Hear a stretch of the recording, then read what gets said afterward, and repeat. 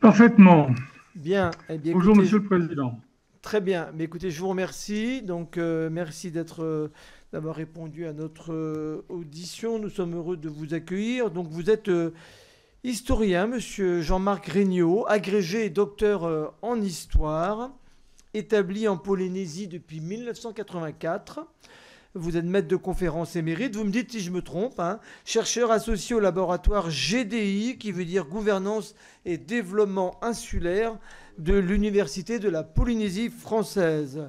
Vous avez publié de très nombreux ouvrages et articles sur l'histoire et la situation politique de la Polynésie française, parmi lesquels, et c'est ce qui nous intéresse particulièrement aujourd'hui, je citerai notamment votre ouvrage intitulé La bombe française dans le Pacifique 1957-1964 et encore le nucléaire en Océanie, tu connais, point d'interrogation, histoire des essais atmosphériques 1946-1974. Ce dernier ouvrage est récent, il date de 2021 et a été récemment réédité pour prendre en compte des éléments jusqu'ici classifiés. Donc c'est un élément intéressant pour nous. Donc votre audition est importante à plus d'un titre, Monsieur Regnault, car nous souhaitons que vous nous aidiez à comprendre comment la décision de procéder à des essais nucléaires en Polynésie française a été prise, comment l'installation du CEP s'est ensuite effectuée, quels en ont été les impacts, notamment du point de vue du ressenti de la population. Nous aimerions également que vous puissiez nous aider à apprécier les évolutions récentes de cette histoire du nucléaire en Polynésie, de la dette notamment que le président Macron a reconnue à l'égard de la Polynésie française à l'ouverture des archives sur cette période. Dans quelle mesure ces éléments marquent-ils ou non d'ailleurs une inflexion du regard que nous portons sur cette période de notre histoire? Voilà, je souhaiterais, monsieur le professeur, vous poser deux questions avant que madame la rapporteure et les députés présents n'interviennent à leur tour. Deux questions qui peuvent lancer un peu votre propos liminaire. Premièrement, pouvez-vous revenir tout d'abord sur la date du 12 novembre 1958? C'est la date de la réunion du comité de défense nationale au cours de laquelle la solution d'effectuer des tirs atomiques dans le Sahara est apparue sans avenir et lors de laquelle Francis Perrin, alors directeur du CIA, aurait dit dans quelques années, il sera indispensable de choisir un autre polygone situé soit dans les îles du Pacifique, soit au Kerguelen. Il me semble que cette réunion est fondamentale pour comprendre l'installation quelques années plus tard du CEP et de ses conséquences. Et il serait intéressant que vous puissiez revenir sur cette genèse. Et ensuite, pouvez-vous nous dire, avec votre regard d'historien, ce que l'on savait alors des effets néfastes des tirs nucléaires à l'époque? C'est vraiment une question un peu obsessionnelle pour nous. Que savions-nous à l'époque et de quelle manière les autorités de l'État français ont agi pour faire en sorte que seul l'aspect bénéfique financier, disons-le clairement, des essais soit alors mis en évidence et tous les autres effets minorés? Voilà. Avant de vous donner la parole, je vous remercie de nous déclarer pour tout autre intérêt public ou privé de nature à influencer vos déclarations, hein, car je le rappelle, vous devez prêter serment. C'est l'article 6 de l'ordonnance du 17 novembre 1958 relative au fonctionnement des assemblées parlementaires qui impose aux personnes auditionnées par une commission d'enquête de prêter serment, de dire la vérité, toute la vérité, rien que la vérité. Et je vais donc vous inviter à lever la main droite et à dire je le jure. Je le jure. Merci, monsieur Regnault. Donc voilà, je vous laisse la parole pour un propos liminaire, encore une fois, d'une demi-heure environ, hein, auquel vous pourrez répondre à mes deux questions. Et ensuite, je laisserai la parole, comme toujours, d'abord à madame la rapporteure, Myriana Red-Arbelot, qui est à mes côtés, et ensuite aux collègues députés qui sont dans notre salle de commission à Paris. Voilà, je vous laisse la parole, monsieur Regnault, sur un propos liminaire. Et est-ce que vous avez envie de nous dire? Bien, Monsieur le Président, Mesdames et Messieurs les députés, chère Moirana, je suis heureux donc de pouvoir vous expliquer le plus simplement possible le fruit de mes recherches. Alors, j'envisage, disons, de présenter, si possible, 4 points importants de mes recherches. D'abord, sur l'ancienneté de la décision d'implanter le centre d'essai nucléaire en Polynésie française. Ensuite, la façon dont la France s'y est prise pour, en quelque sorte, faire accepter ce que j'appelle l'inacceptable. Donc, par quels moyens, nous le verrons tout à l'heure. Ensuite, nous verrons que lorsque les ingénieurs sont venus en Polynésie française et les militaires, ils n'avaient en fait aucune connaissance de la façon d'effectuer les tirs en milieu tropical humide.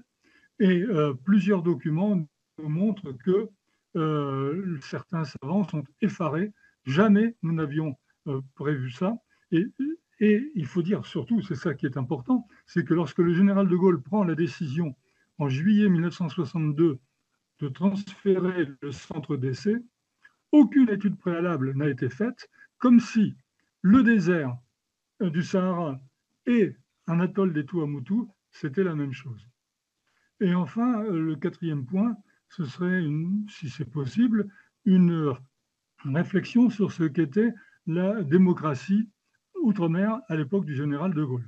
J'ai employé dans des travaux récents, pas encore publiés, le mot de démocratie illibérale, parce que en fait, en 1958, on a inventé la démocratie illibérale outre-mer. Alors, je voudrais revenir sur ce que vous avez dit, Monsieur le Président. Vous avez parlé, et ça m'a fait bien plaisir, de la réunion de défense nationale du 12 novembre 1958. Alors, j'explique rapidement le contexte.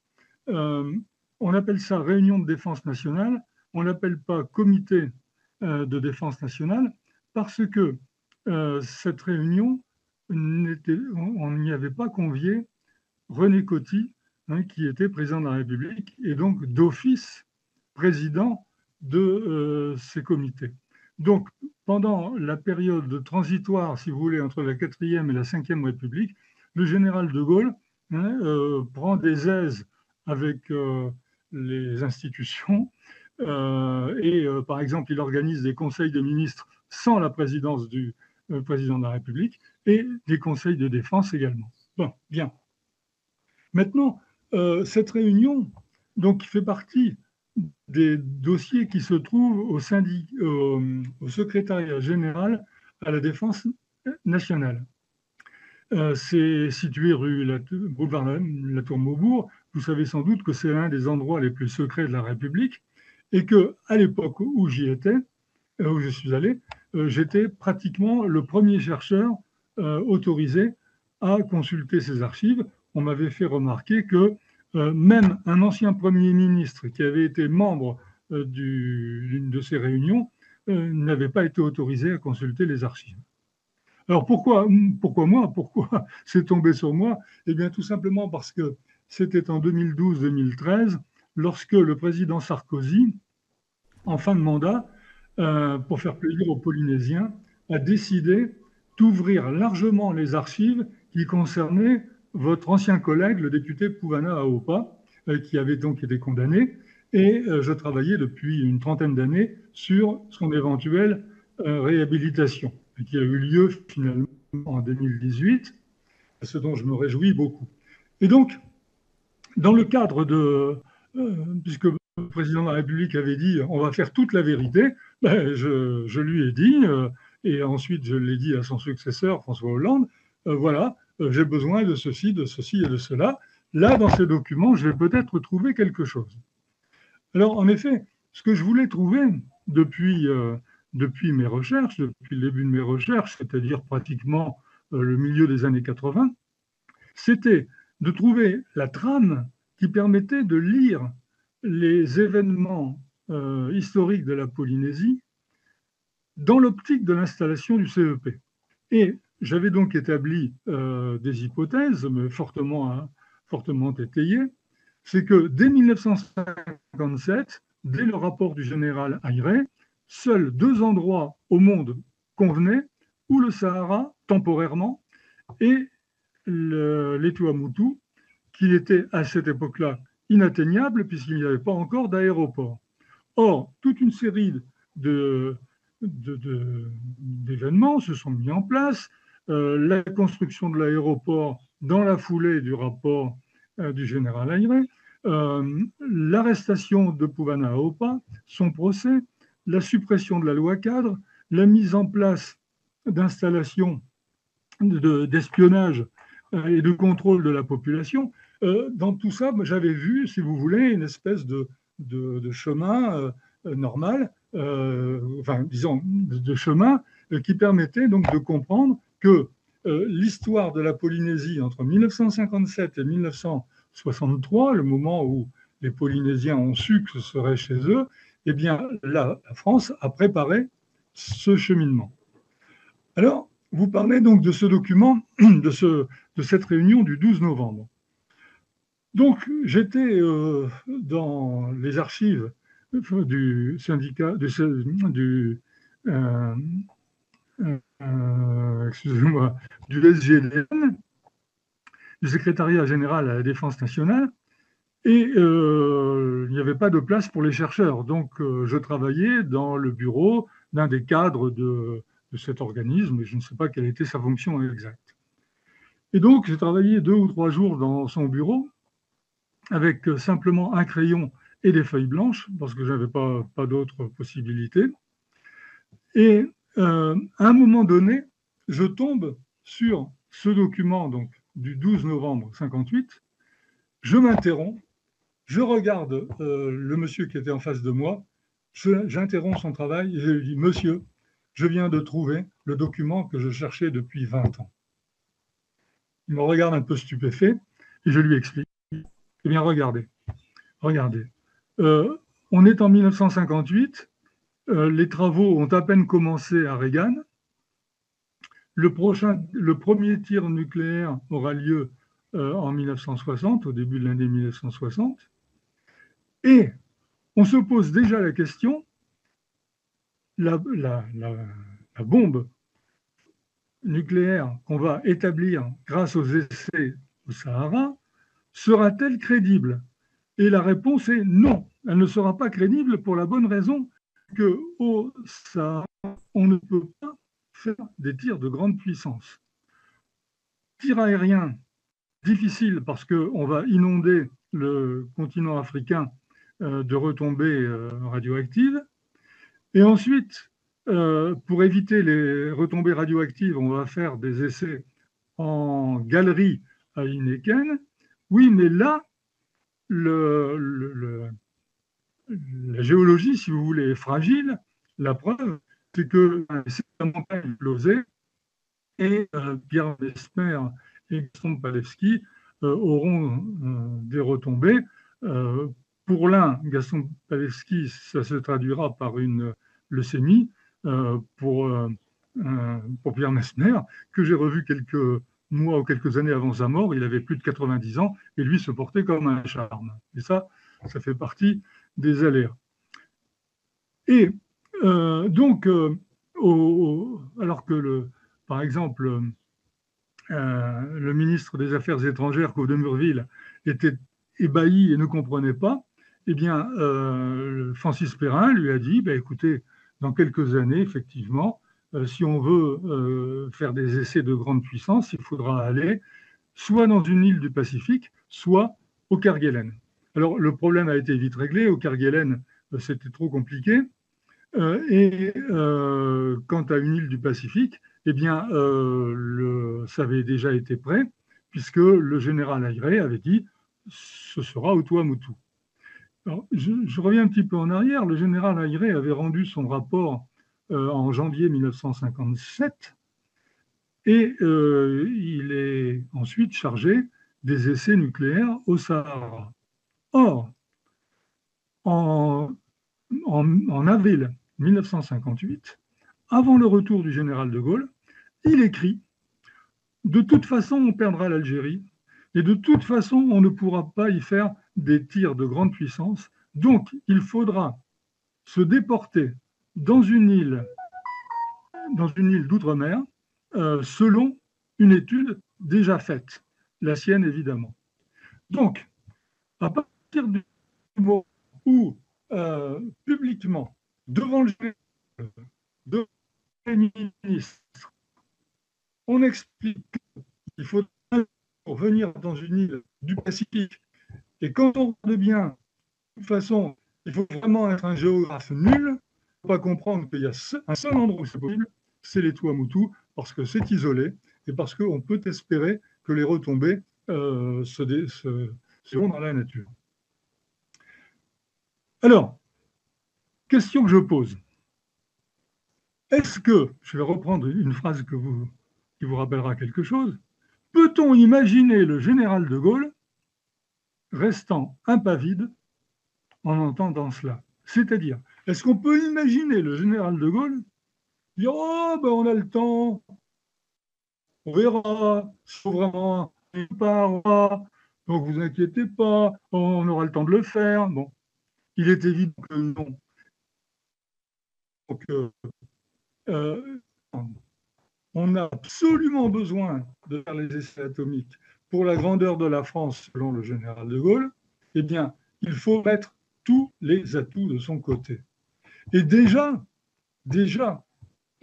les atouts commençaient à être mis. Quand cette réunion du 12 novembre a eu lieu, Pouvana avait été arrêté dans des conditions absolument invraisemblables. Il était en prison. Et donc, première traduction de cette réunion du 12 novembre, bien, on a supprimé, 6 semaines plus tard, on a supprimé la loi cadre. C'est-à-dire que désormais, les responsables politiques n'auront plus les moyens de s'opposer au CEP. Alors, bien sûr, avec la loi,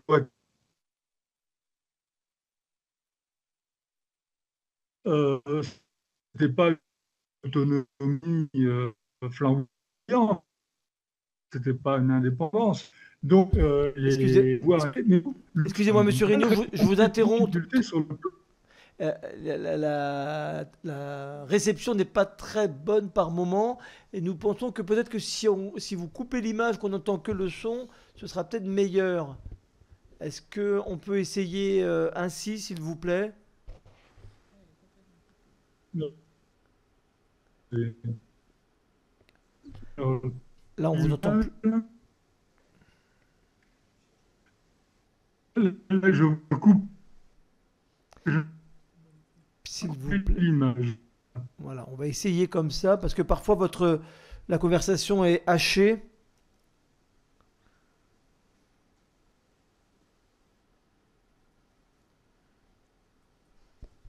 Bien. Vous m'entendez? Allez-y, parlez. Oui, vous m'entendez? Oui, j'étais en train de vous expliquer que... Allez-y, on va essayer. Oui, allez-y, parlez. Mais on vous voit toujours à l'image, par contre. Alors. On disait de couper la vidéo afin que l'on n'ait que le son, au moins le temps de votre présentation.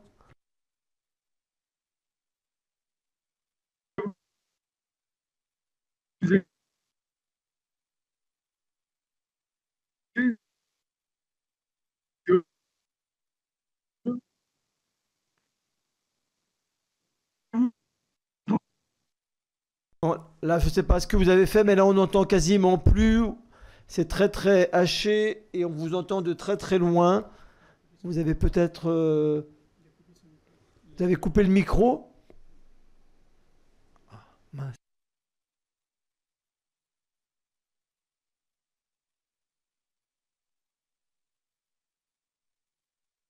Si vous nous entendez, monsieur Regnault, vous avez coupé le son a priori et on ne vous entend plus du tout. Est-ce que vous pouvez revenir à la situation antérieure?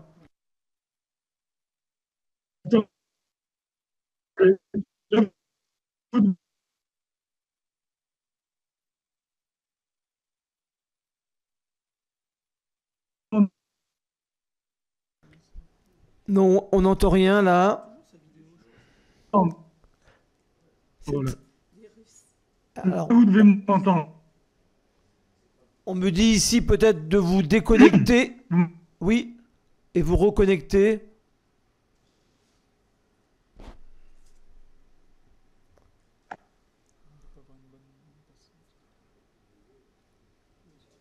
Là, on n'a plus rien, monsieur Regnault. Hein. Attendez, attendez, euh, je, je, euh, Bon, qu'est-ce qu'on fait? Il faudrait qu'il coupe sa je, connexion et qu'il se pas du reconnecte tout sur à l'aise. le lien Zoom. On n'a pas un mail, un téléphone pour le joindre? On envoie un autre. On lui renvoie un autre de lien. Je demandais comment on envoie un. Tu veux que je lui dise un mot? Vas-y. Monsieur Réunion, peut-être vous pouvez couper, quitter la réunion. On vous envoie un autre lien et vous allez donc recliquer dessus, sur un nouveau lien.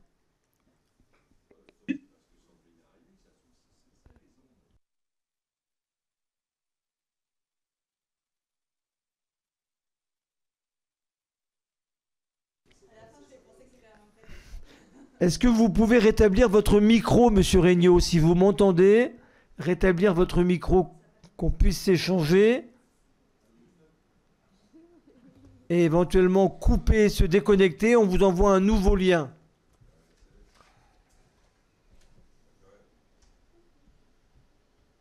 On était bien dans son histoire.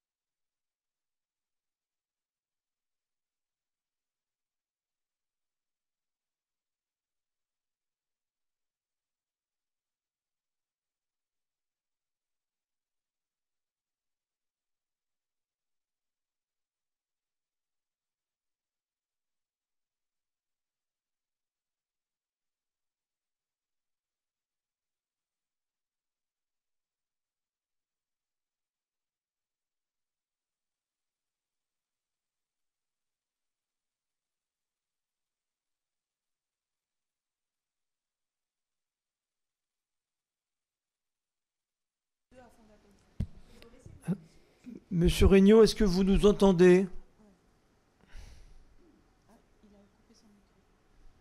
Ouais. Ah, ça y est. Monsieur Regnault?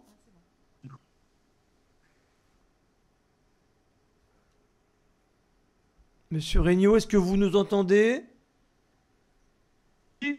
Non. Mince.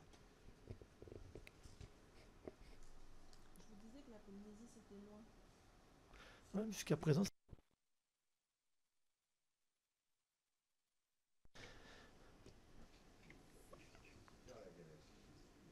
Vous nous entendez pas? Si. Si? Essayez de parler. Ah voilà, on vous revoit à l'image. Donc il y a une coupure. Est-ce que vous pouvez Si. parler pour voir si on vous entend Je bien? vous entends. Ah, on dirait que c'est mieux. Donc vous vous êtes connecté sur une nouvelle connexion? Oui. Bon, très bien. Eh bien écoutez, on reprend alors. J'espère que maintenant vous m'entendez. Oui, c'est parfaitement clair, parfaitement clair. Donc voilà, je vous remercie de reprendre là où nous avions... Non. Sur l'écran, il était indiqué. il- Oui. Non, c'est bon là. Touchez plus à rien, s'il vous plaît. Et Bon. puis reprenez, si vous voulez bien, l'audition là où vous l'aviez arrêté. Nous parlions du général de Gaulle. Voilà, donc je rappelle que vous êtes historien. Il y a 2 députés qui nous ont Oui. rejoints. Alors, je vous signale que sur mon écran, je vois afficher régulièrement connexion instable. Ouais, c'est possible. Peut-être qu'il y a un problème de connexion. Mais là, on vous entend bien. Allez-y si vous voulez bien. Merci. Bon. Alors, où vais-je reprendre? Oui, je disais donc qu'il y avait eu cette réunion capitale, à mon avis, pour l'histoire de la Polynésie, celle du 12 novembre 1958, au cours de laquelle il est bien clair que la Polynésie sera un jour la destination des futurs centres d'essais nucléaires. Et qu'il faut donc relier l'histoire de la Polynésie depuis 1957 jusqu'en 1963 de façon très claire à la préparation, à l'installation du centre du nucléaire, à préparer ce que j'ai appelé faire accepter l'inacceptable. Alors, ce qui est un peu étrange, c'est que lorsque j'ai fait mes premières recherches et que je ne disposais pas de toutes les archives voulues, mais je pouvais, en tant qu'historien, on nous apprend à faire parler les documents, à s'étonner d'un certain nombre de corrélations, à poser des questions. Et j'avais donc émis cette hypothèse dès la fin des années 90, que donc la Polynésie avait été préparée à recevoir les essais nucléaires, et j'avais eu l'appui, alors de façon très étonnante, des autorités militaires, l'amiral Jean Moulin, le général Boileau, qui étaient donc des personnages importants au sein du CEP, le professeur Maurice Weiss, qui était le grand spécialiste, qui est toujours le grand spécialiste du gaullisme et du nucléaire, avait publié donc mes hypothèses, et non seulement il les avait publiées dans une revue militaire, mais en plus il avait transmis l'article à l'école militaire de Lexington, qui en a fait un article en anglais. Bon, et puis il y a quelques années, on a vu arriver des collègues qui ont dit: ah ben non, c'est pas vrai.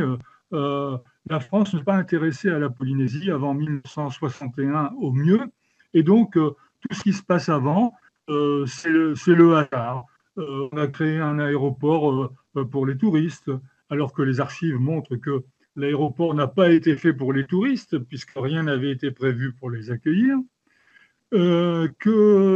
Alors l'arrestation de Pouvana, c'est parce qu'il était méchant, quoi, comme dirait un certain président américain. Et la suppression de la loi cadre, bah oui, en Afrique on décolonise, mais en Polynésie française on recolonise. Bon, tout ça posait quand même des questions.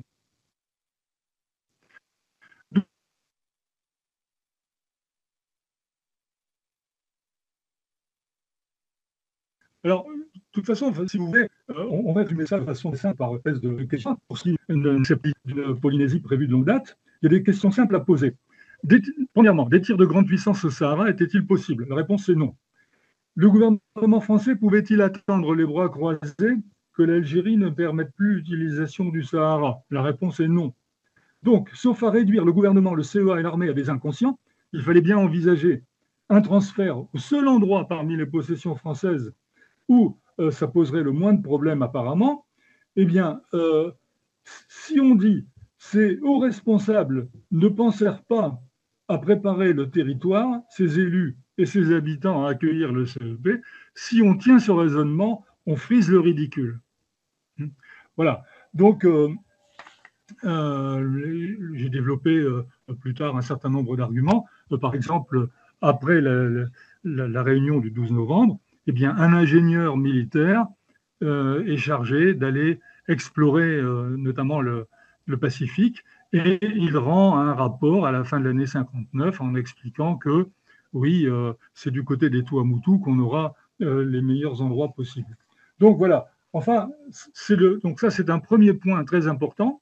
Si on veut comprendre l'histoire de la Polynésie, et surtout si on veut comprendre à quel point la France a préparé le territoire à cela, eh bien, il faut partir de cette hypothèse. La Polynésie était prévue pour cela. Alors, bien sûr, on a des textes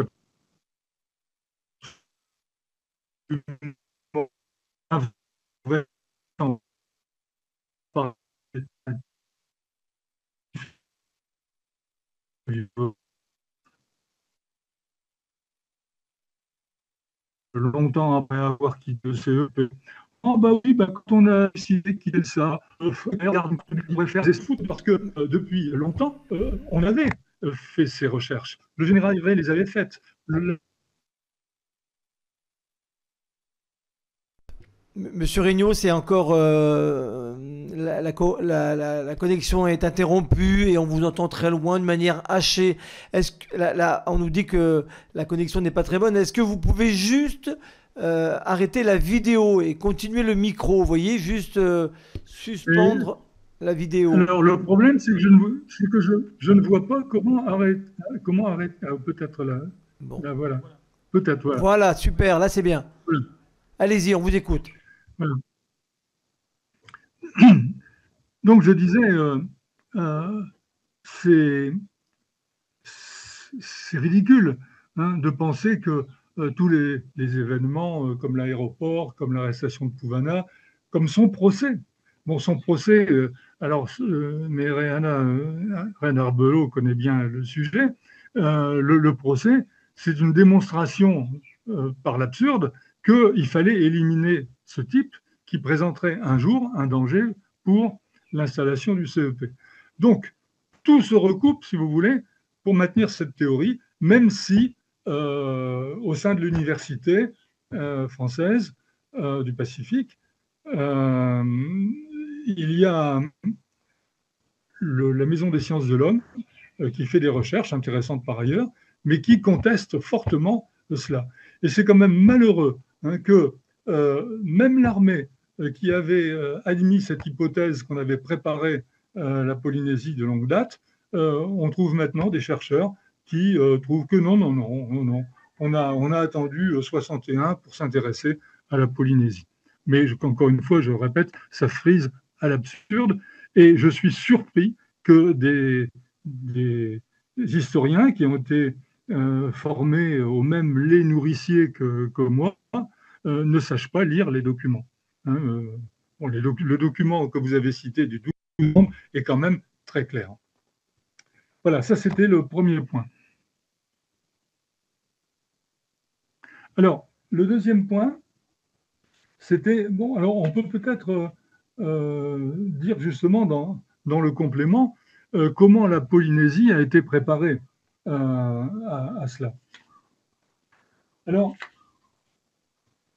ce que l'on peut dire, c'est que il y a eu tout un ensemble de mesures qui ont été prises par le pouvoir central de façon à soumettre la population. Donc l'arrestation et l'exil du député Pouvana Opa, des institutions qui ne sont plus démocratiques, qui ne reflètent surtout pas la volonté du suffrage universel.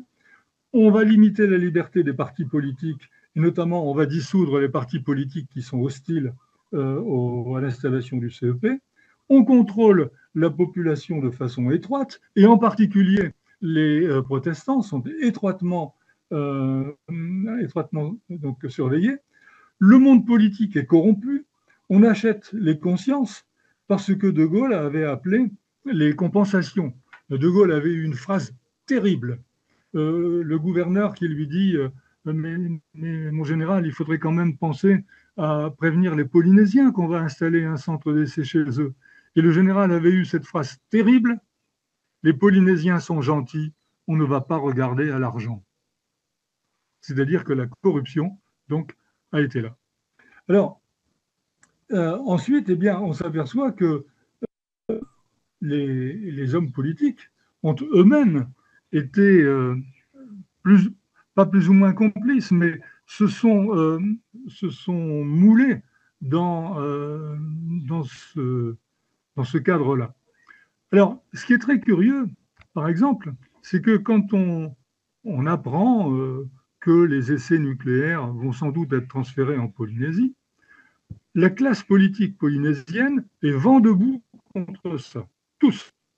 Que ce soit donc les partisans de Pouvana qui sont encore là, que ce soit les partisans de la présence française, tout le monde proteste. Et puis, en fin d'année 62, il y a des élections.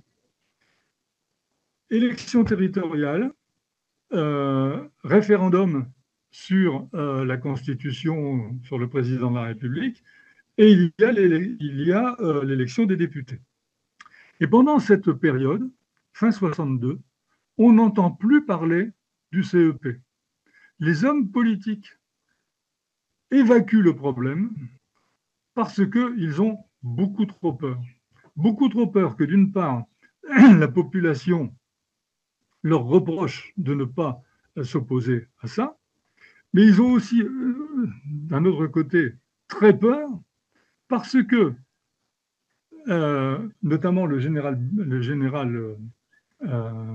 Jacquinot, Louis Jacquinot plutôt, qui était le ministre de l'Outre-mer, avait commencé à déverser de l'argent et il avait dit on va acheter le silence, si vous voulez.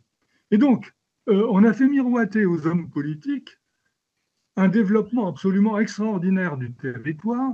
Il va y avoir des routes, il va y avoir des ponts, il va y avoir des ports, il va y avoir du travail. Et donc, ils ont eu très très peur et ils ont fait comme si tout cela n'existait pas. Et après les élections, l'Assemblée territoriale décide d'envoyer une délégation à Paris en disant, ben voilà, nous avons de plus en plus de population, il y a un baby-boom absolument extraordinaire, il faut des écoles, il faut des hôpitaux, il faut tout ça, et nous n'avons pas les moyens, d'autant plus que nos ressources sont en train de s'épuiser. Le phosphate va disparaître, le copra ne vaut plus rien, la perliculture, ça ne marche plus, etc. Bon. Et donc, une délégation s'en va à Paris, et le général de Gaulle les reçoit, et le général de Gaulle, alors d'après les sources que nous avons, le général de Gaulle fait un petit discours en disant oh ben, ne vous inquiétez pas, j'ai un cadeau pour vous, on va installer un centre d'essai nucléaire, ça ne posera aucun problème, mais vous en aurez les bénéfices. Or, en réalité, les hommes politiques qui sont allés rencontrer le général de Gaulle savaient très bien que ça s'installerait chez eux. Mais ils ont fait un peu les étonner, ça oui, ça nous a été imposé, etc., etc.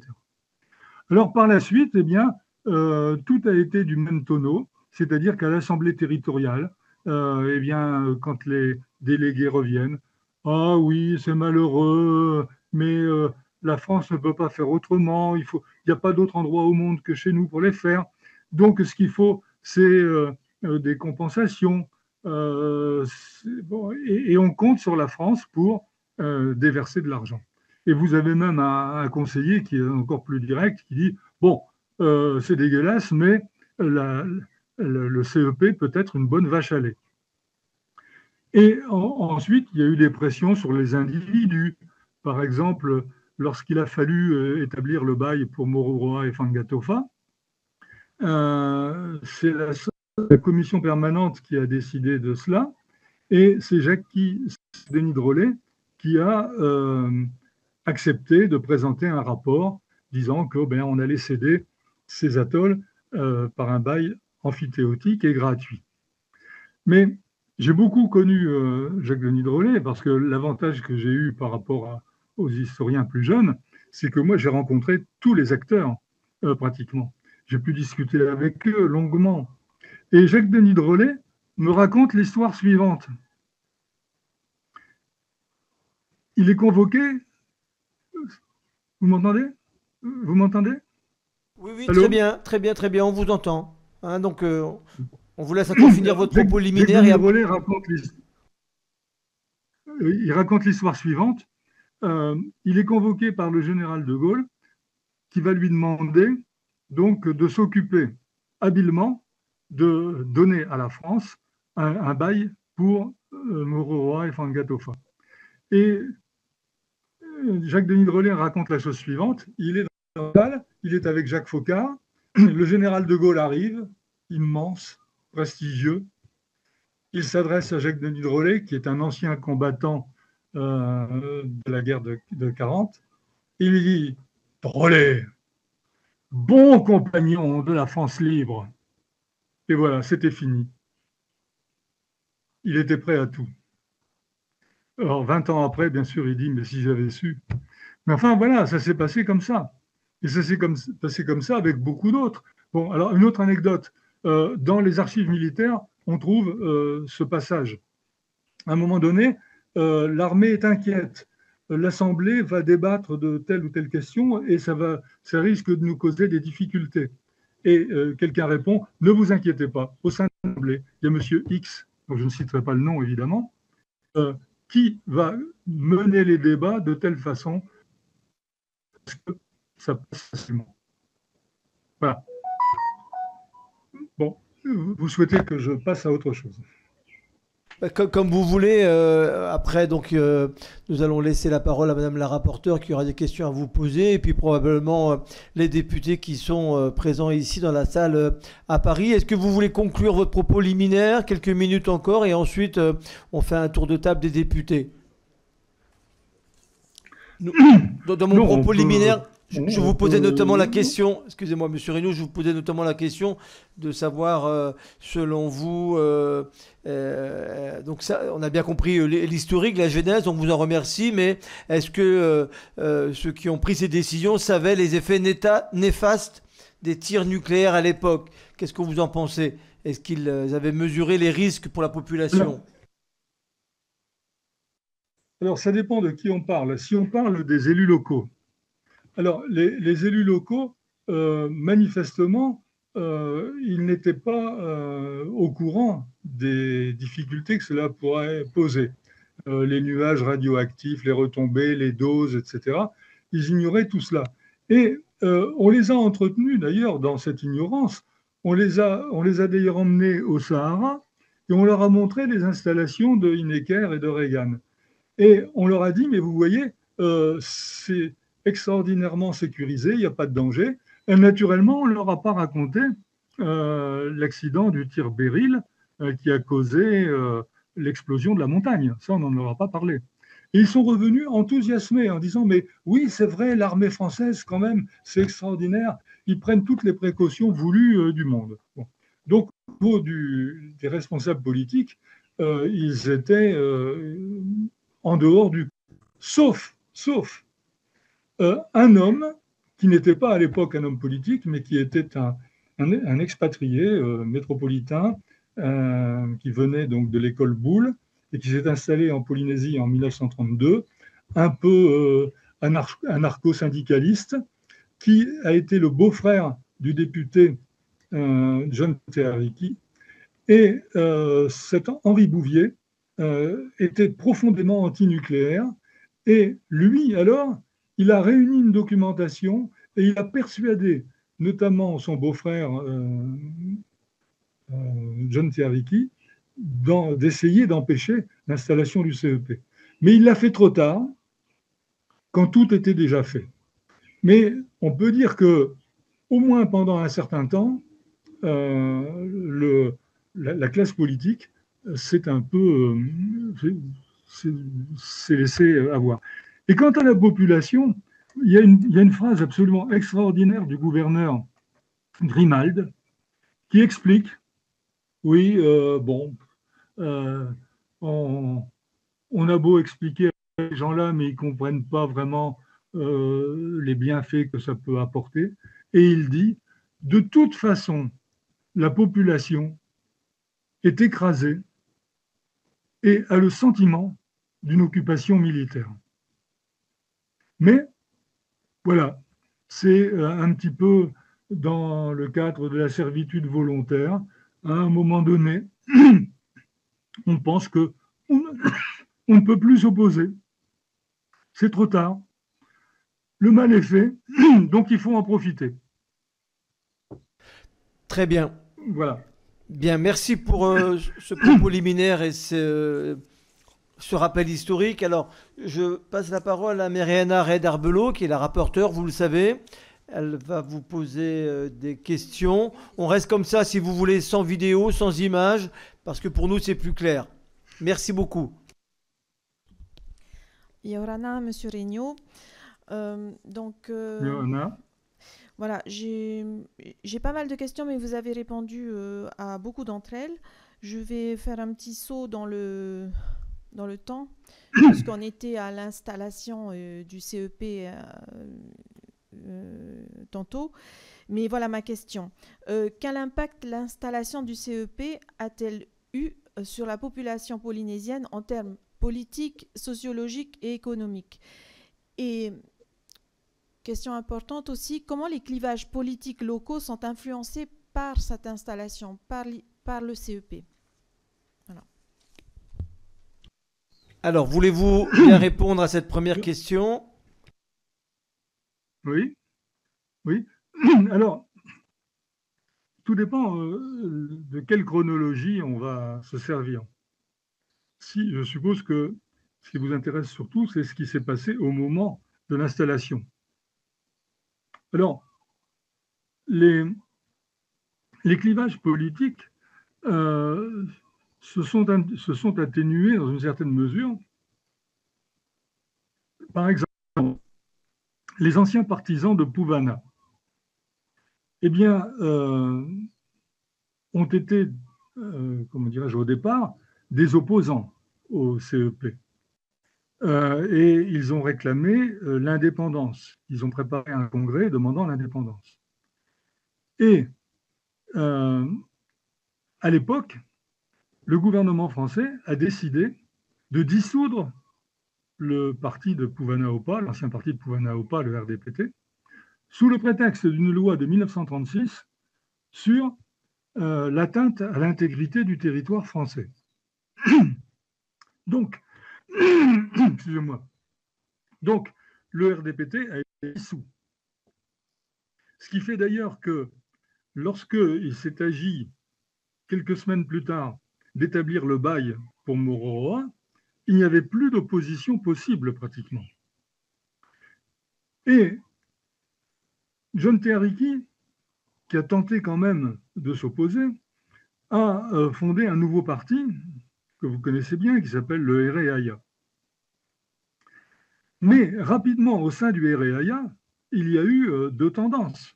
Il y a eu une tendance qui était pour profiter donc des bienfaits, entre guillemets, du CEP, et la tendance Teariki, qui, lui, voulait s'opposer systématiquement. Or, Teariki s'est retrouvé tout seul, et en particulier en 1965, lors de l'élection présidentielle. Alors, je vous rappelle, l'élection présidentielle de 1965, c'était la première fois que j'ai voté de ma vie. Alors, ça me laisse quelques souvenirs, mais je n'étais pas en Polynésie. Alors, il y avait donc deux candidats essentiels, donc le général de Gaulle et il y avait François Mitterrand. Et François Mitterrand était à l'époque un grand adversaire du nucléaire et il avait annoncé que s'il était élu président de la République, eh bien, il arrêterait le programme nucléaire. Eh bien, les Polynésiens ont été appelés à voter et ils ont voté à 60% pour le général de Gaulle. Ça peut paraître aberrant, mais alors, au sein du REAIA, le débat a été le suivant. John Teariki dit « Ah mais moi je suis contre de Gaulle, je suis contre le programme nucléaire, donc je vais voter pour François Mitterrand. » Les autres répondent « Oui mais qui va être élu? Tu sais bien, John, que c'est le général de Gaulle qui va être élu. Alors, si c'est le général de Gaulle qui va être élu, il ne faut surtout pas le contrarier. » Alors là-dessus, le gouverneur avait dit aux partisans du général « Oh, vous savez, on va s'arranger pour libérer Pouvana. » Alors, Teariki répond « Mais Mitterrand m'a promis aussi que s'il était élu, Pouvana serait libéré. » Et on lui répète à nouveau « Oui, mais comme il ne sera pas élu, ce n'est pas la peine. » Et vous voyez, donc, on a ce comportement qui est aussi assez typiquement polynésien. Dans la vie politique locale, c'est souvent comme ça.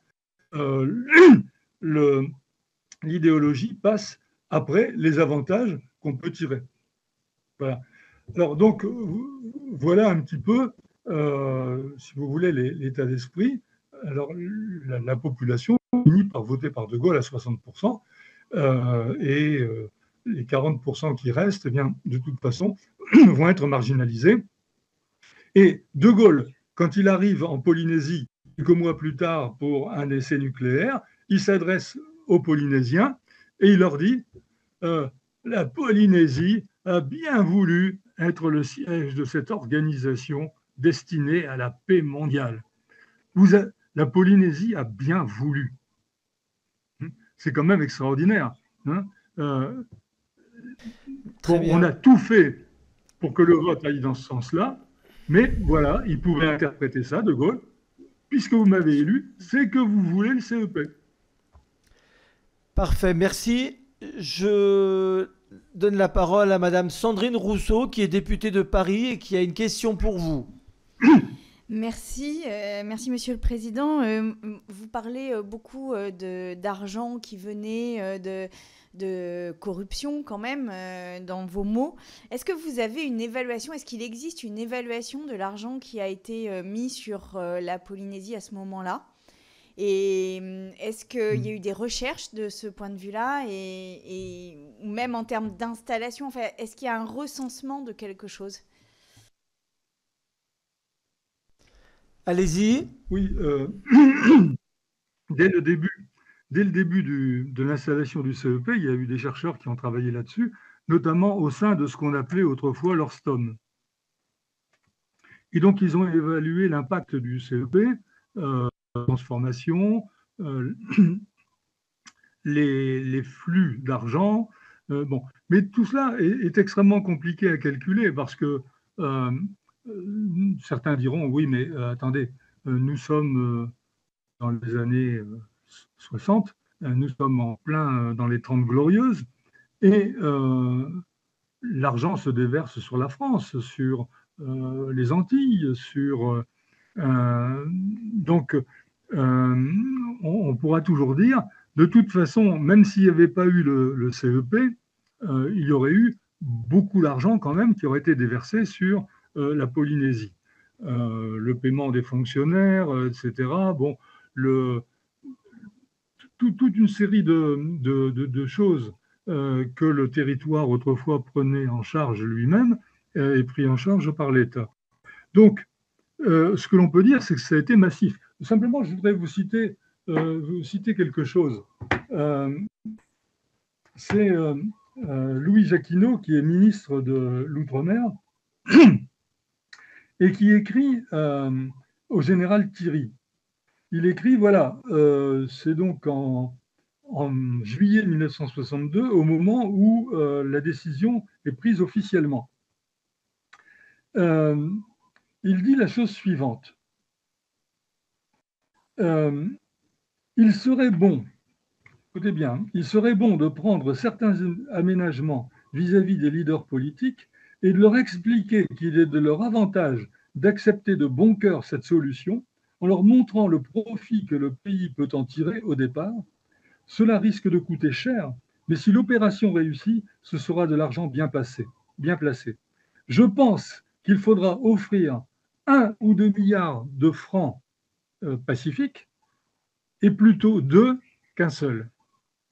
Donc, ça correspond à la phrase de De Gaulle, les Polynésiens sont gentils, il ne faudra pas regarder à l'argent. Quand De Gaulle est venu, j'en parlais tout à l'heure, quand il dit la Polynésie a bien voulu, il y a une autre phrase du général De Gaulle que je trouve absolument extraordinaire. À un moment donné, il dit le développement de la Polynésie est absolument extraordinaire. Et, dit-il, ce qui va venir ne le sera pas moins. Car il y a, si j'ose dire, des compensations. Et moi, je trouve ça absolument extraordinaire. Le général de Gaulle a dû être pris d'un vertige quand il a dit « si j'ose dire ». C'est-à-dire qu'il s'était bien rendu compte que ce qu'il allait dire était horrible. Vous aurez tout ce que vous voulez, ça compensera donc les retombées éventuelles. Merci. C'est bon. J'ai une autre question d'une autre députée, de Madame Dominique Voynet, députée du Doubs, qui a également une question. Et j'ai encore 2 autres questions ensuite. Madame Voynet. Merci, Monsieur le Président. Yaorana, j'aurais voulu vous poser plusieurs questions, une polie et une un peu plus provocante. La première concerne le jugement que vous portez sur le travail qui avait été fait pour le compte de l'Assemblée de la Polynésie française en 2005. Il y a eu une commission d'enquête où ces aspects finalement historiques sont assez détaillés. Donc, est-ce que vous trouvez que ce travail qui s'appelle, je crois, les Polynésiens et les essais nucléaires est rigoureux? Est-ce qu'on peut s'en servir? Et si c'est le cas, est-ce que vous y avez contribué? Si ce n'est pas le cas, quelles sont évidemment éventuellement les réserves que vous pouvez formuler sur ce travail? Et puis une question un peu plus provocatrice, puisque vous avez évoqué à la fois la naïveté d'une partie des élus polynésiens, les pressions dont ils ont été l'objet et la corruption qui a sévi à l'époque et qui a peut-être perduré, hein, on le dit avec prudence. J'aurais voulu avoir plus de précisions sur la façon dont les choses se sont organisées pour ce qui concerne la corruption. Est-ce que c'était uniquement l'espoir de retomber pour le territoire ou bien est-ce que c'était une combinaison finalement d'avantages personnels du style des billets d'avion, du restaurant, de la reconnaissance politique? Ou est-ce que vous avez plus d'éléments sur la façon dont certains élus polynésiens ont été clairement et scandaleusement achetés? Je pense évidemment à l'homme fort de la Polynésie pendant tant d'années qui a mis son talent au service du tombeur de Pouvana et qui a perduré jusqu'à il y a peu, parce que je crois que ça joue comme énormément dans les choix qui ont été faits. Est-ce que c'était le cas, par exemple, pour Jacques-Denis de Rollet ou pas? La décision elle a été prise par 3 voix contre 2, je crois, à l'Assemblée territoriale de la Polynésie. Est-ce que c'était un homme intègre qui croyait à ce qu'il faisait ou est-ce que ce n'était pas le cas? Moi, ça m'intéresse beaucoup de savoir comment les décisions ont été prises et pourquoi elles l'ont été. Alors, Monsieur Regnault, oui, il y a beaucoup de questions. Il y en a 2 principales, si vous... donc sur la commission d'enquête de 2005 et une autre sur la corruption. On vous écoute. Alors, sur l'enquête de 2005, j'y ai participé avec Bruno Barillot et surtout avec Unatea Hirschon. C'était un travail, oui, tout à fait sérieux et qui avait permis de mettre à jour aussi un certain nombre d'archives que Bruno Barillot avait réussi à se procurer. Donc, on avait déjà des éléments importants. Cette commission a été donc très fructueuse et je crois me rappeler, Madame Voynet, que vous êtes venue d'ailleurs dans ce cadre-là en Polynésie et que ça avait été l'occasion peut-être qu'on échange quelques mots, mais vous ne vous en souvenez sans doute plus. Mais c'est pas grave. Mais moi, je m'en souviens. Alors, elle s'en souvient donc, aussi. Oui, c'est un... Elle s'en souvient aussi, Bon. Monsieur Regnault. Eh ben,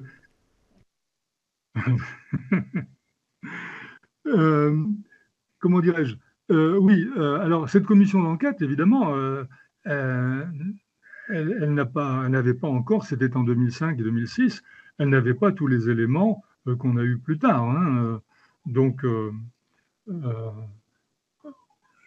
alors, on a recueilli à cette époque, à cette occasion, de nombreux témoignages, mais ce que je peux vous dire, c'est que Bruno Barillot me disait que les témoignages qu'il avait reçus n'étaient pas toujours très crédibles, pas toujours intelligents, et il était un peu déçu par le côté témoignage.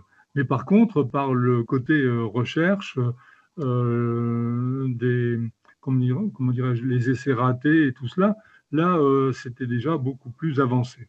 Bon, à cette époque-là, l'opposition autour de Gaston Floss était vent debout contre cette commission.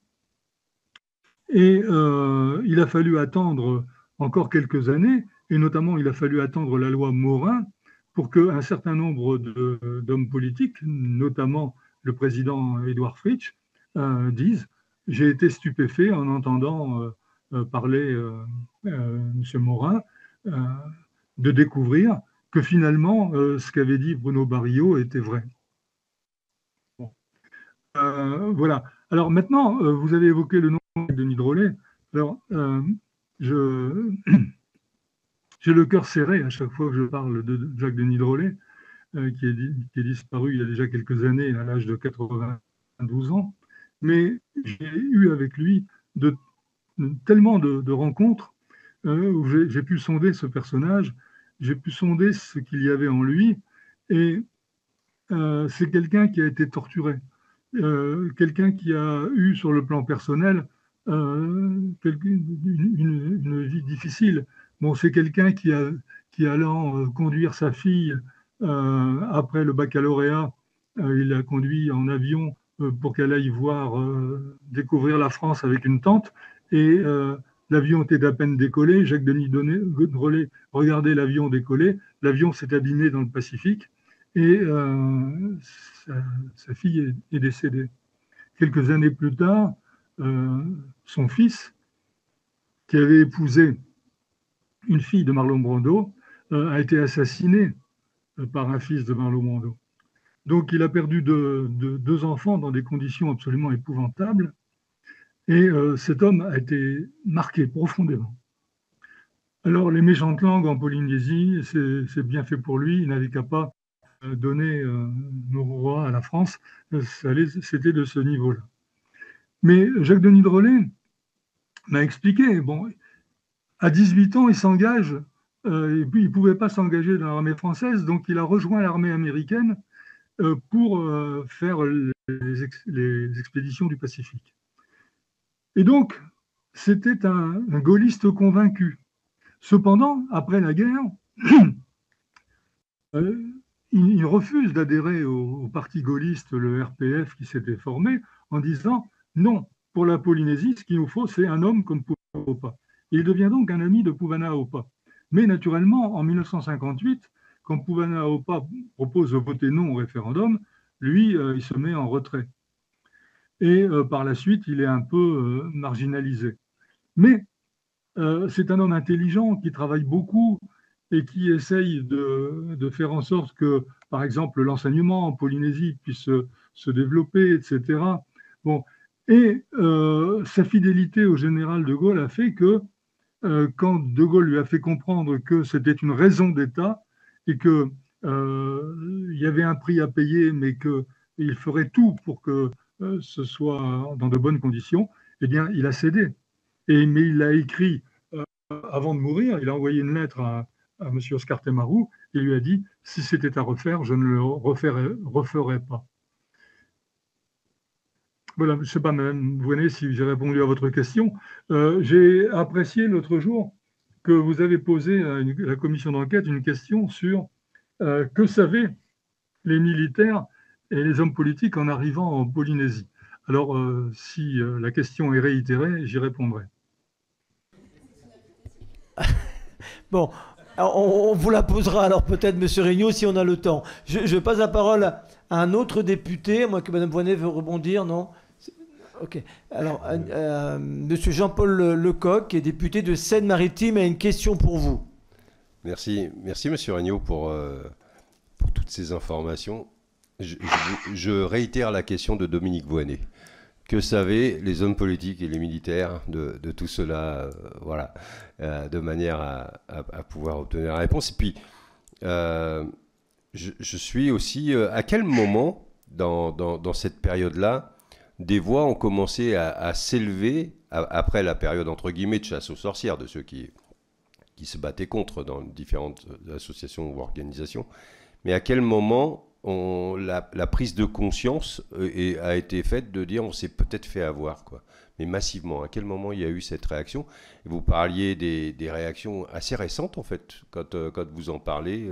C'est presque à la loi Morin, c'est assez bluffant. Est-ce qu'il y a eu un moment entre les années 60 et 2010, la loi Morin, quelque chose comme ça, c'est ça, 2010? Oui. Je l'ai voté, alors ça doit être dans ces eaux-là. Et bien, dans cette période très longue, 50 ans, il n'y a pas eu un moment donné où des forces en nombre se sont mobilisées pour dire on s'est fait avoir et vous devez, enfin jusqu'où, comment ça a commencé et jusqu'où c'est arrivé. C'est jamais très clair mes questions, mais je sais que les réponses sont toujours extraordinaires. Donc, Alors, 2 questions pour vous. Allez-y. Alors, je vais répondre par la fin. Oui, aujourd'hui, il n'y a plus personne qui défend les essais propres. Et tous les hommes politiques ont fini par reconnaître qu'ils s'étaient trompés. Bon, même Gaston Floss, qu'on a évoqué tout à l'heure en filigrane, Gaston Floss a fini par dire oui, j'ai été trompé. Mais il ne dit pas j'ai été trompé par Jacques Chirac, il dit j'ai été trompé par les militaires. Hein? Bon, alors pour compléter la réponse, il ne faut pas oublier qu'entre 1963, quand le CEP va commencer à s'installer, et 1996, il y a eu la présidence du général de Gaulle, de Pompidou. Alors Pompidou, lui, il réglait le problème rapidement. Vous râlez, mais c'est toujours les enfants gâtés qui en demandent le plus. De toute façon, disait Georges Pompidou, la majorité de l'Assemblée ne représente pas la majorité des électeurs. Donc voilà, un excellent démocrate, président de la République française, qui sort une phrase comme celle-là, vous voyez. Bon, ensuite, il y a eu Giscard, qui est passé donc des essais aériens aux essais souterrains, et qui a d'ailleurs circonvenu les hommes politiques. Tous ceux qui étaient les opposants aux essais nucléaires, sous Chirac, une bonne partie d'entre eux, sous Giscard d'Estaing, une bonne partie d'entre eux a soutenu Valéry Giscard d'Estaing. En 1981, Mitterrand a très très peu de voix en Polynésie et Giscard est largement majoritaire. Bon, Mitterrand, qu'est-ce qu'il avait promis en 74 et en 81? En 74, il avait dit si je suis élu président, je ferai un référendum et vous me direz si vous souhaitez qu'on les continue chez vous. Sinon, on se débrouillera, on ira les faire ailleurs. On n'a pas dit où il allait. Quant à 81, en 81, il était complètement rallié à la force de frappe. Il faut dire qu'on était dans une époque absolument terrible. C'était l'époque de la querelle des SS-20 et Mitterrand avait eu cette phrase « Les pacifistes sont à l'ouest, mais les fusées sont à l'est ». Et donc, il avait estimé que l'Union soviétique représentait un tel danger qu'il fallait que la France ait sa propre force de frappe. Ce n'est qu'un peu à la fin de son deuxième mandat qu'il décide de tout arrêter en disant « de toute façon, on peut très bien passer à la simulation en miniaturisant ». Mais donc, si vous voulez, jusqu'en 1996, les hommes politiques français ont soutenu le nucléaire et on continuait à donner des avantages. Voilà. Alors, on m'a interrogé tout à l'heure sur les avantages. Bon, les avantages, ils sont multiples. Hein. Ça peut être peut-être dans certains cas des achats directs, mais c'est beaucoup plus simple que ça. Dans les archives militaires, on trouve par exemple la chose suivante. Un des opposants les plus farouches au CEP, eh bien, on s'aperçoit que sa femme, qui a de l'argent, investit dans des maisons, dans des appartements pour les louer aux plus hauts gradés. Hein. Et d'ailleurs, Jacques Denis Drolet, dans son testament politique, il dit, mais enfin, tous ces gens qui ont profité du CEP, tous ces gens qui se sont couchés devant le CEP, pourquoi ils viennent m'accuser, moi, qui ai simplement décidé de quelque chose qui lui semblait bon pour la Polynésie et pas pour les individus, etc. Bon. Alors maintenant, je reviens à la question principale, essentielle, c'est que savait-on quand on est arrivé en Polynésie? Alors, la réponse, c'est rien. Quand De Gaulle a décidé de transférer le centre d'essai, juillet 1962, aucune préalable n'a été faite. Et tout le monde partait du principe, on peut dupliquer le Sahara au Tuamotu, c'est la même chose.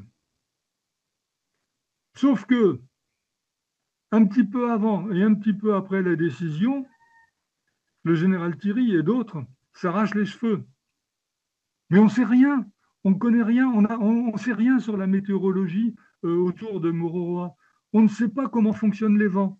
Qu'est-ce que c'est que ces vents de basse couche qui peuvent complètement transformer la trajectoire des bombes, des retombées? Qu'est-ce qu'on sait des pluies radioactives? D'autres disent, mais vous allez implanter ça au Tuamotu, mais est-ce que vous savez que les Tuamotu, c'est une zone sismique, qu'il peut y avoir des tsunamis? Est-ce que vous savez qu'il y a eu des cyclones meurtriers à Mururoa? Eh bien, personne n'a tenu compte de ces avertissements. Alors, ce qui s'est passé, c'est absolument extraordinaire. C'est que le général Thierry, commandant du CEP, il envoie des lettres au gouverneur, il envoie des lettres à certains ministres en disant « Oh, ne vous inquiétez pas, on prend toutes les précautions nécessaires. Les précautions, c'est notre raison d'être. » Mais en même temps, il écrit à ses supérieurs que c'est terrible, il ne sait pas comment faire. Et il dit, voilà, bon, les Américains, eux, ont tiré dans le Pacifique. Il y a eu la fameuse affaire de Bikini, donc les affaires Marshall, les îles Marshall. Et donc, les Américains ont sans doute eu des idées là-dessus. Et est-ce qu'on ne pourrait pas, dit le général Thierry, trouver quelques-uns de nos espions qui, aux États-Unis, pourraient soutirer les renseignements américains? À un autre moment, il faudrait peut-être consulter les Japonais.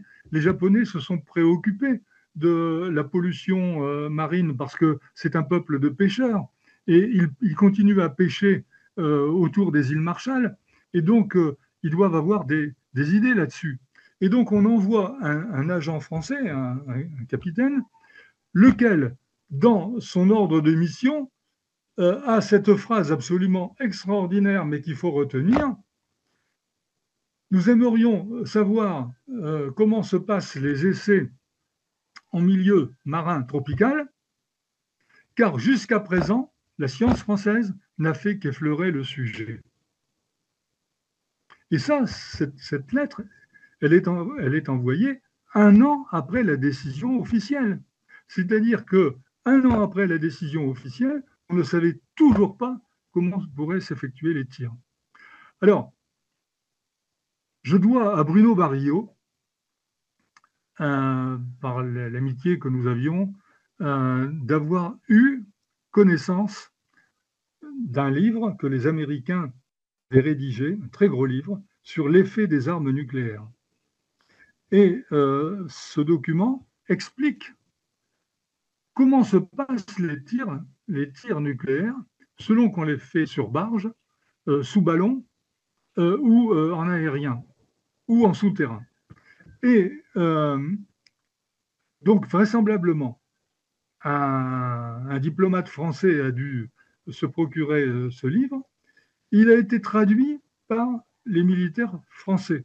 Et en 1963 ou 64, paraît le livre en français. Ça fait 700 pages. Très compliqué, mais avec cet avantage, c'est que chaque question est traitée en deux parties. Une partie pour les oiseaux comme moi et une partie pour les scientifiques. Mais les oiseaux comme moi peuvent très bien comprendre les propos préliminaires. Et la question est la suivante. Est-ce que les militaires français qui ont reçu en nombre restreint ce livre, est-ce qu'ils l'ont lu et est-ce qu'ils en ont tenu compte? Apparemment, la réponse est non. Parce que les premiers essais ont mal marché et ça s'est déroulé selon le schéma qu'annonçaient les Américains.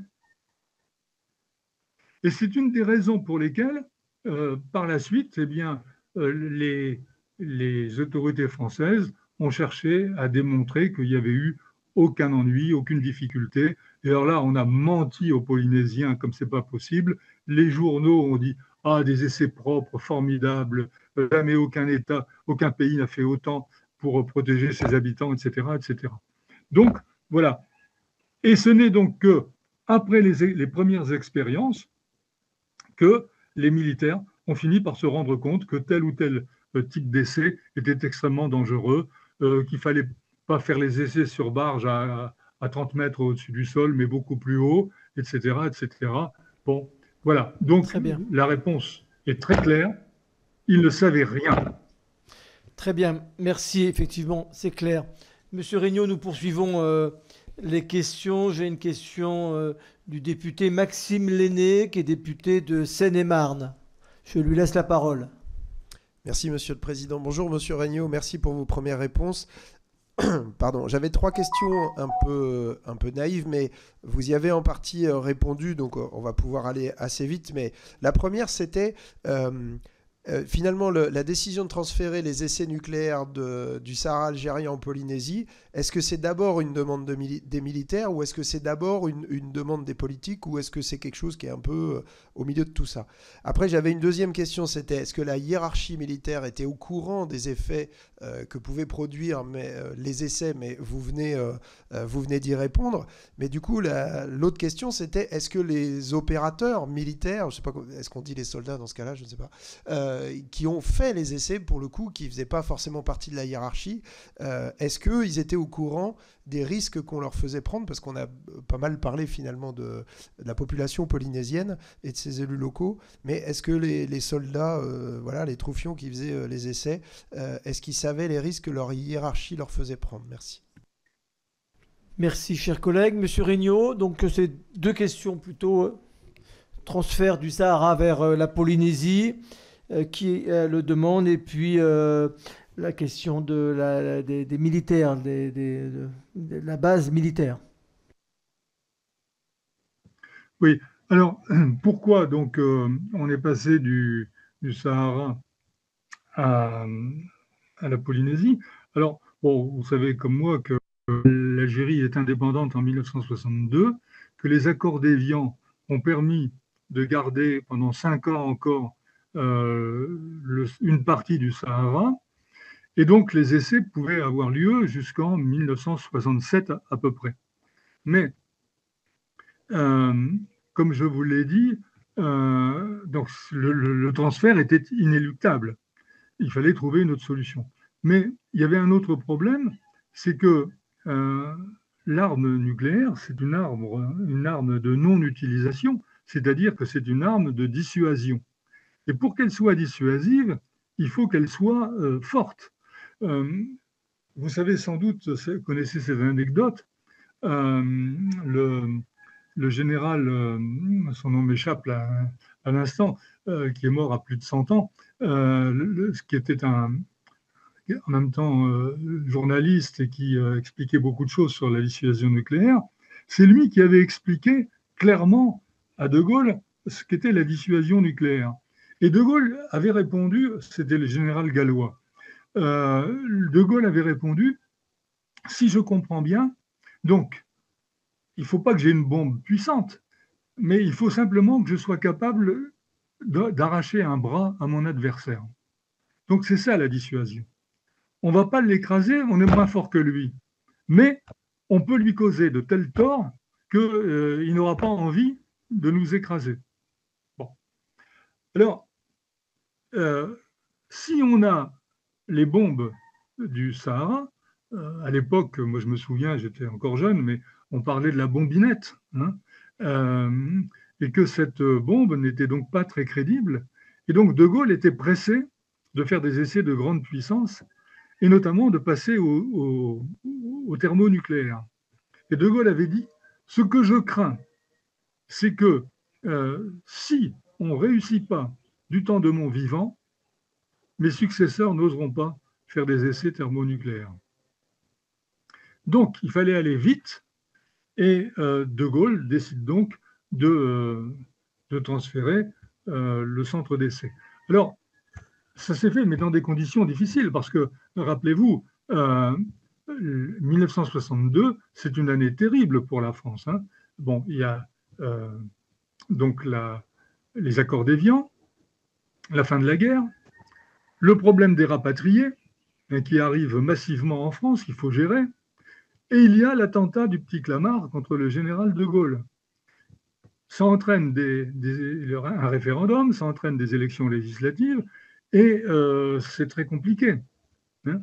Bon, alors par exemple, De Gaulle avait décidé du transfert le 27 juillet 1962, mais après, ça tombe en sommeil avec l'attentat du Petit Clamart.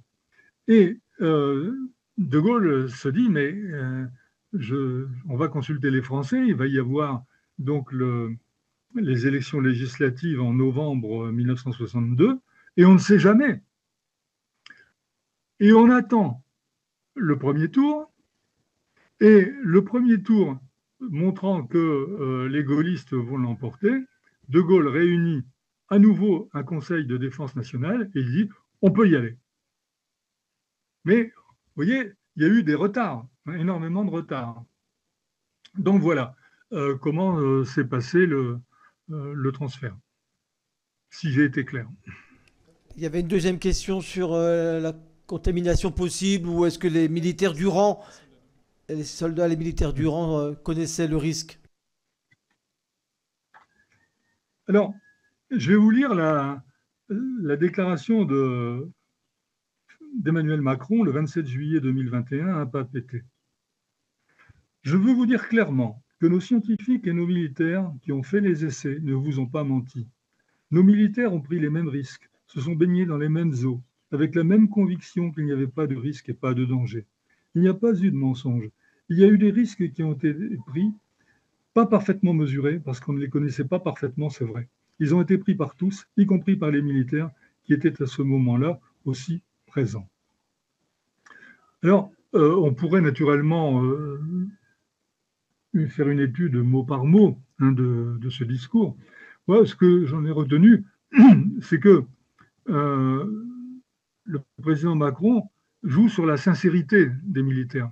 Et je crois qu'en effet, ils étaient pour la plupart d'abord convaincus que la bombe était une nécessité, et deuxièmement que eux, les ingénieurs français, les militaires français, ils prendraient des précautions.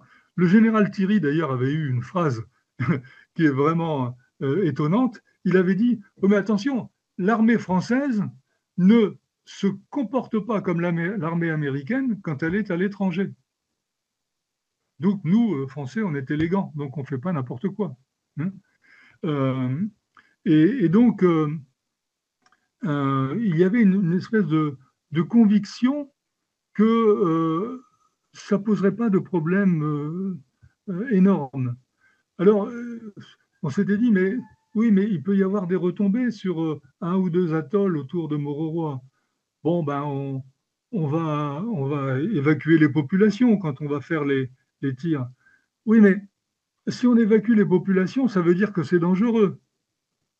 Et donc finalement, on décide de ne pas évacuer les populations, de prendre un maximum de précautions. On leur construit des abris, dont vous savez sans doute que c'était des bâtiments à claire-voie, et que les pluies radioactives passaient à travers les planches ou les tuiles et contaminaient évidemment la population. Mais voilà, on a joué là-dessus et puis on s'était dit que si les doses n'étaient pas répétitives, c'était pas très grave, que bon, une fois, le vent irait dans telle direction et toucherait à l'atoll, une autre fois dans une autre direction et toucherait à l'atoll. Donc, il y avait très certainement une méconnaissance de certains aspects. Et d'ailleurs, le général Thierry l'avait dit, je ne connais rien sur la météorologie des Gambiers. Alors, on a bien mis sur la Polynésie, je crois, une station météorologique, et vous savez, la Polynésie est aussi grande que l'Europe. Alors, même si vous mettez 30 stations météorologiques, vous n'obtenez pas grand-chose, si vous voulez, d'autant plus que on a des surprises. Par exemple, alors, les Australiens avaient fait une note aussi aux ingénieurs français, et ils leur avaient dit que c'était une mauvaise idée d'imaginer que la circulation des vents en milieu, dans l'hémisphère sud, était la même que dans l'hémisphère nord. Et ils avaient dit, méfiez-vous, étudiez bien ça, parce que vous pourriez avoir des surprises. Bon, on a eu un professeur qui était chargé à l'ONU d'étudier les effets ionisants, et qui avait dit milieu tropical, les effets clairs sont beaucoup moins importants que dans l'hémisphère nord.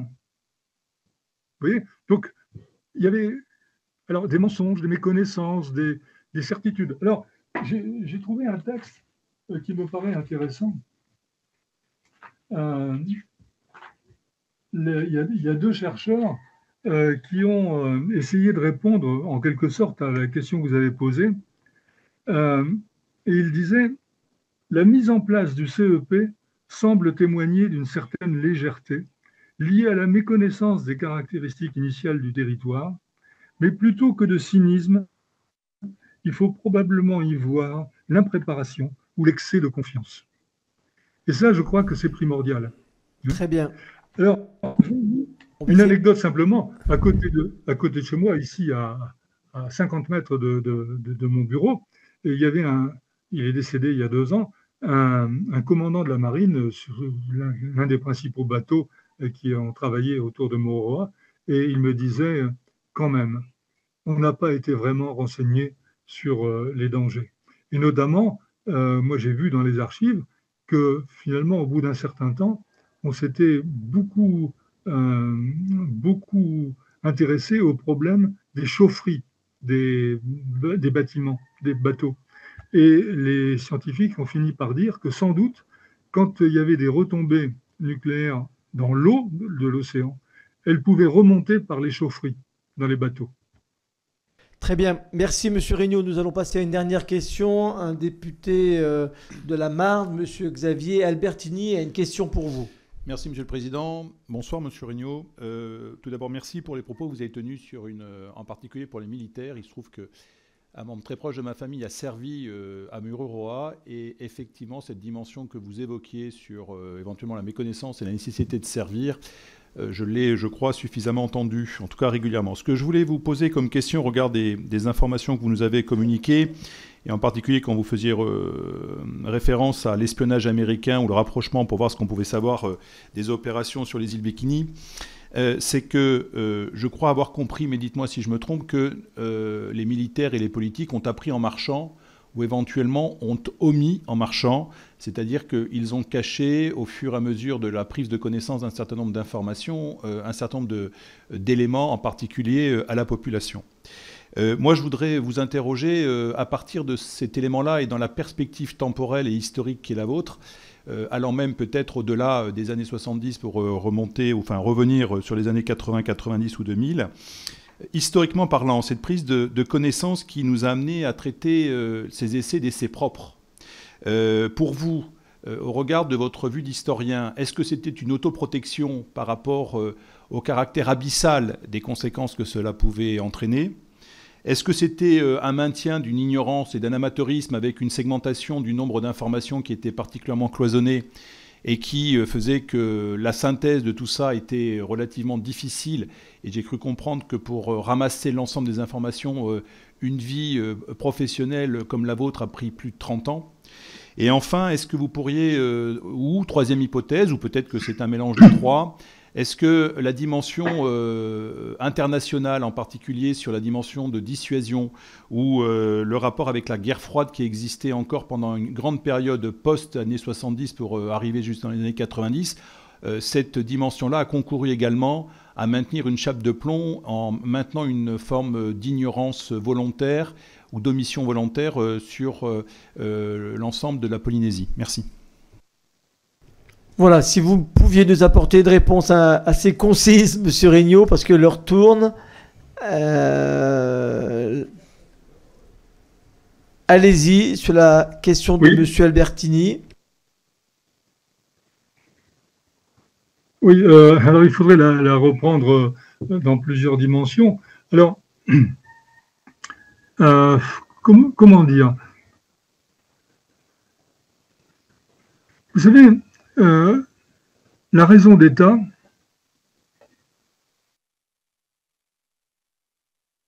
elle est incompatible avec la publicité et la vérité.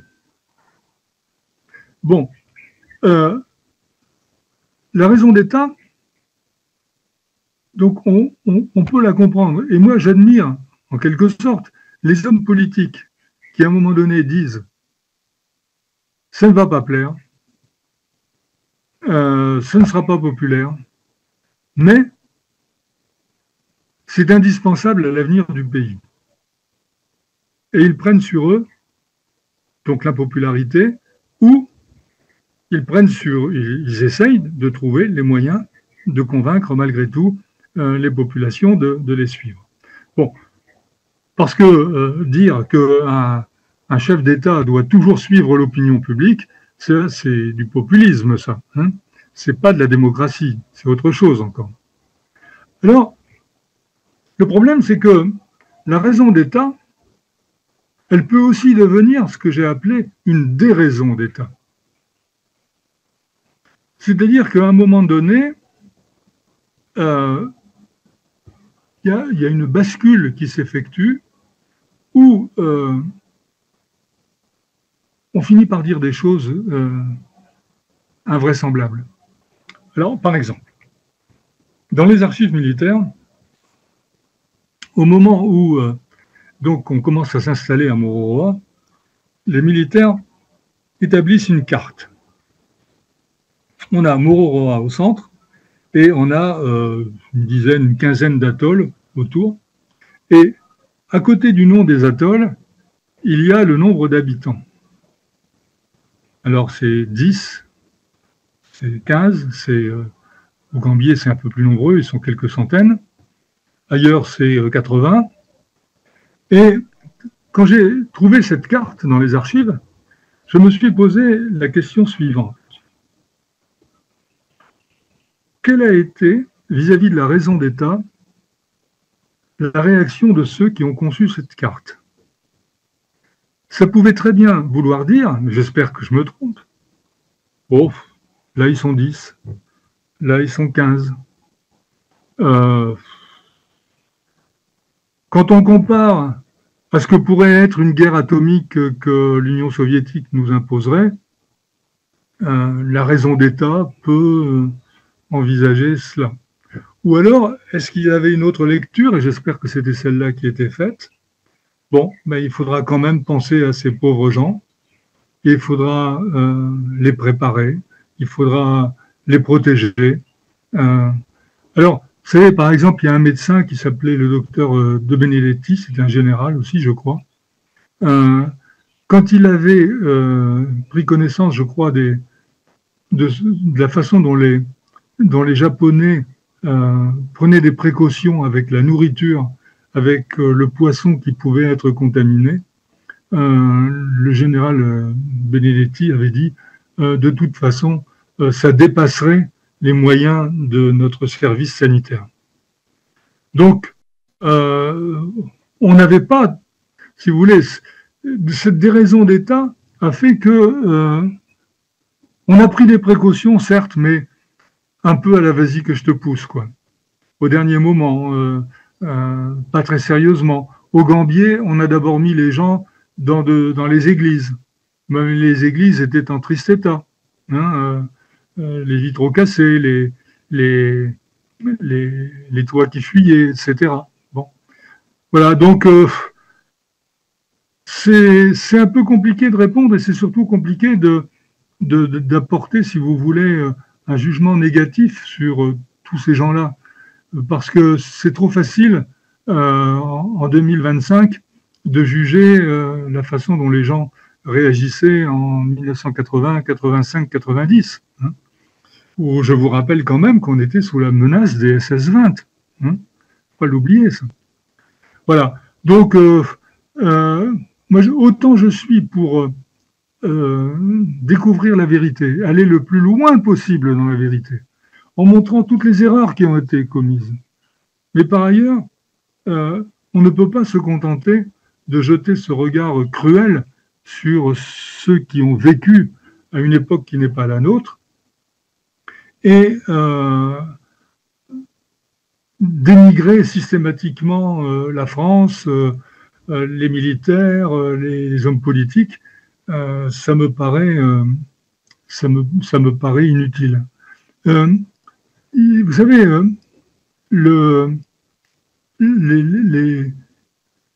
j'ai eu une expérience extraordinaire. Le général Boileau, qui était le dernier commandant du CEP, avec lequel j'avais entretenu d'excellents rapports d'ailleurs, il avait suivi mes travaux, il était intéressé. Bon. Le général Boileau, à la fermeture du CEP, a organisé chez lui un repas avec quelques personnalités locales. J'étais invité. Et il y avait notamment un homme d'affaires, un homme charmant, extrêmement sympathique. Et donc, on a parlé du CEP, de ce qui s'était fait, etc. Et à un moment donné, ce monsieur se tourne vers moi et il me fait « Vous savez, monsieur Regnault, c'est pas très glorieux ce qu'on a fait avec le CEP. Hein, on a travaillé pour le CEP, etc. Bon, c'est pas très glorieux. Mais, il dit, on a quand même gagné beaucoup d'argent. » Donc, vous voyez, les gens se sont un peu, finalement, trouvé des excuses à eux-mêmes. Hein. Et quand j'entends certains responsables politiques qui disent « il faudrait que l'État demande pardon », d'accord, mais est-ce que les hommes politiques locaux qui ont été complices vont demander pardon? Est-ce que les journalistes qui ont sans arrêt répété « ça ne présente aucun danger », est-ce qu'il faut leur demander pardon? Est-ce que les chefs d'entreprise qui ont gagné beaucoup, beaucoup d'argent, est-ce qu'il faut qu'ils demandent pardon? Est-ce que les électeurs qui ont voté pour De Gaulle doivent demander pardon? Etc. Vous voyez, il faut penser aussi à tout ça. Très bien. Merci beaucoup. Moi, j'avais une seule question pour vous, pour conclure peut-être, avant de laisser la parole pour un dernier mot à la rapporteure. Vous êtes historien et vous n'avez pas parlé, sauf erreur, de la déclassification des documents. Donc, sur quelle matière vous avez travaillé? Qu'est-ce que vous attendez de la déclassification? Des documents ont été déclassifiés par Jean-Yves Le Drian à partir des années 2010.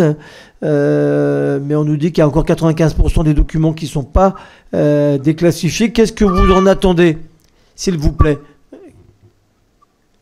Merci. Alors, moi, j'ai eu une chance extraordinaire, c'est que lorsque Lionel Jospin était Premier ministre, il avait un ministre des Armées qui s'appelait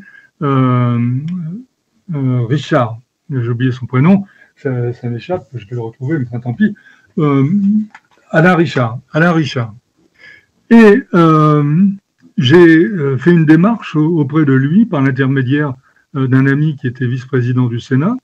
Et Alain Richard m'a permis donc de consulter une bonne partie des archives du CEP, ce qui m'a permis d'écrire mes premiers ouvrages et de conforter mes hypothèses. Alors évidemment, il y a des quantités de dossiers que j'ai réclamés et que je n'ai pas eu, malgré les appuis que j'ai trouvés, par exemple le général Bach, qui commandait les archives, le directeur des archives à cette époque-là, était un historien en même temps, un homme extraordinaire. Il a tout fait pour m'aider à trouver le maximum de documents possibles, mais ce n'était pas toujours possible.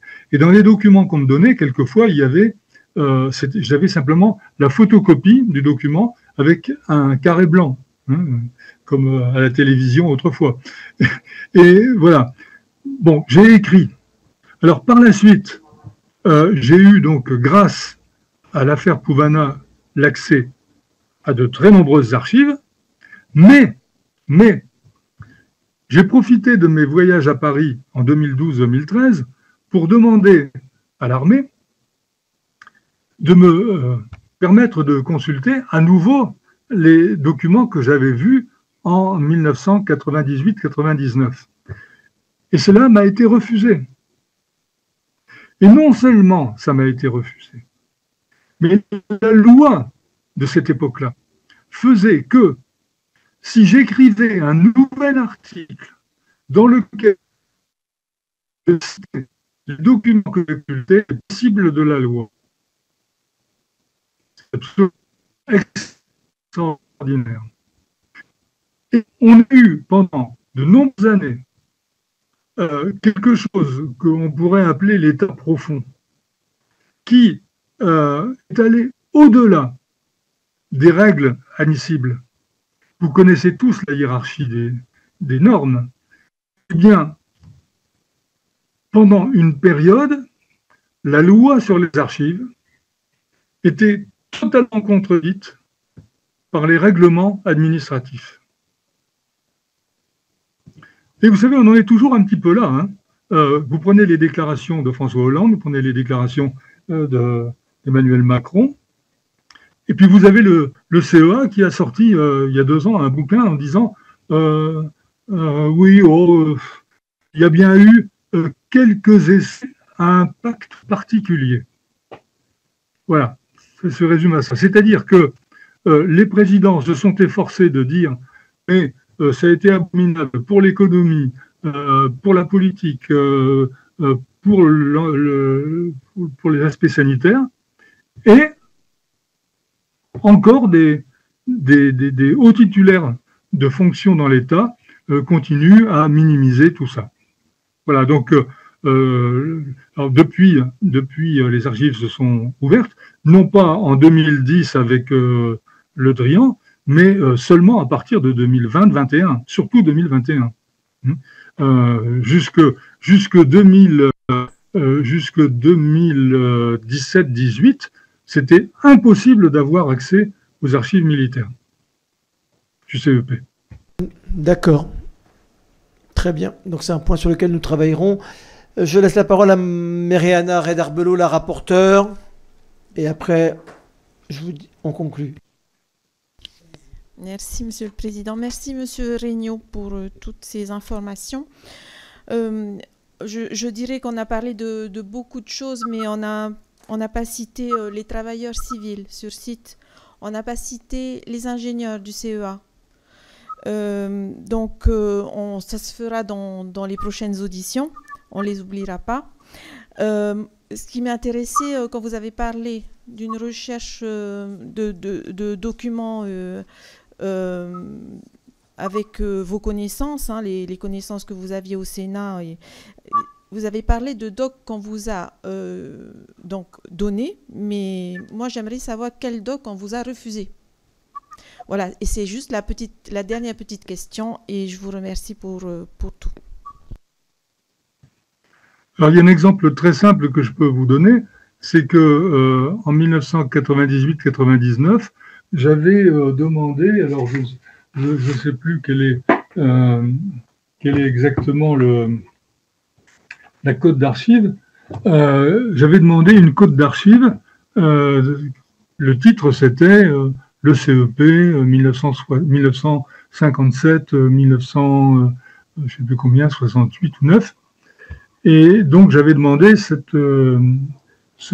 dossier. On me l'a refusé. Même Alain Richard, donc, qui était favorable à l'ouverture, à la clarté, me l'a refusé. Et ce document a été ouvert il n'y a pas longtemps, et j'en ai eu connaissance par un de mes amis. Et ce document, c'est celui qui raconte ce que je vous ai expliqué longuement, à savoir que en 1962, quand la décision est prise, ils ne savent rien. Ils s'inquiètent. Alors c'est là qu'on a le courrier du général Thierry qui écrit mais moi je sais rien moi sur les gambiers, je n'ai pas les connaissances de météo, les vents je ne sais pas, les pluies radioactives je ne sais pas, à quelle hauteur il faut tirer sur les barges ou sur les ballons, je ne sais pas tout ça. Alors évidemment, quand j'ai lu ça, j'ai presque éclaté de rire en me disant bah enfin j'ai compris pourquoi en 98-99 on m'a refusé ce document. Car évidemment, à cette époque-là, c'était trop tôt pour sortir un truc pareil. Vous comprenez? Alors maintenant, bah, ma foi, ça passe. Bien, mais écoutez, Monsieur Regnault, merci pour ces 2 heures passionnantes passées ensemble. Monsieur le professeur, je vous remercie pour tous ces éléments vraiment très riches. Si vous avez des documents que vous jugez utiles à la commission d'enquête ou d'autres compléments d'information, n'hésitez pas à nous les transmettre. Un grand merci à vous encore une fois. Chers collègues, nous nous donnons rendez-vous demain à 16h30 pour une table ronde. Merci, bonne soirée pour nous et bonne journée pour vous, Monsieur Regnault. Merci beaucoup et je vous souhaite une bonne soirée. Alors. Merci, à bientôt. Au revoir.